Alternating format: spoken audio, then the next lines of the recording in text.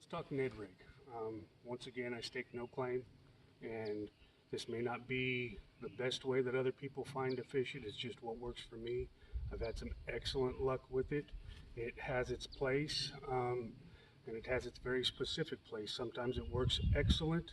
Sometimes you can't get bit with it for any reason at all whatsoever. You just have to work that out on your own. It comes with experience. It comes with the confidence you have in the technique and in the surroundings you're fishing at a time.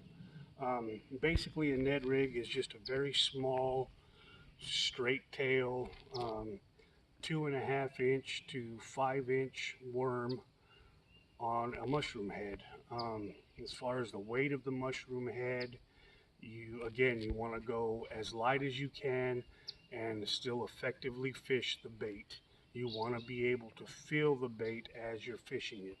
The one drawback you will have with the Ned rig is the fact that the hook is exposed, so it's going to catch on brush. It's going to catch on basically anything it can catch on because the hook is exposed. You want to go for gravel bottoms, you want to go for a clay bottom, you want to keep the bait moving if you need to. But it's an excellent bait. Again, you're not working with a very large hook, so you're not really setting the hook or driving it through the lip. The tension of the rod and you playing the fish is what's going to keep it on the hook its entire time. As far as the actual equipment being used, I use it on a spinning setup.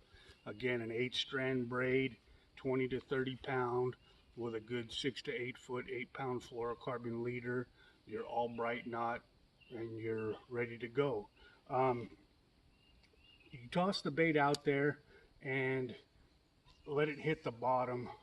Once it hits the bottom or gets what you feel is near the bottom, basically all you're doing is dropping the rod tip down, pointing it at the bait, and slowly lifting it up. What that's going to do is it's going to drag your bait along the bottom. It's going to look like a small bait fish or crawfish or anything of that type feeding and moving along the bottom, and that's what the fish are going to key on. I don't find a whole lot of different colors make much of a difference. Something with a green pumpkin always works.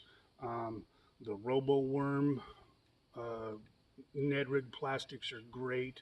Obviously the Z-Man, I mean, they've basically cornered the market at this point, are great, but it's a very simple technique.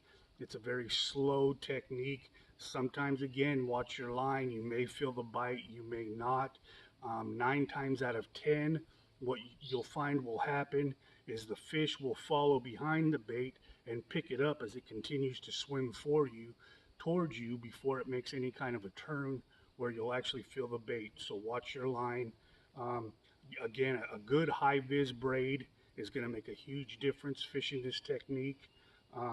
Just nice and slow from basically 9 o'clock to about 10:30 or 11 on your rod. Reel back down to 9 o'clock and slowly pick up again.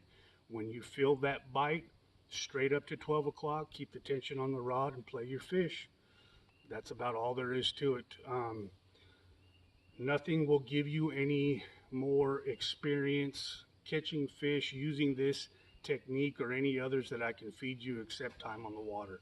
That's what we all need. That's what drives us in this sport. Tight lines to everybody. Do me a huge favor and hit that like button and rip some lips. Good luck.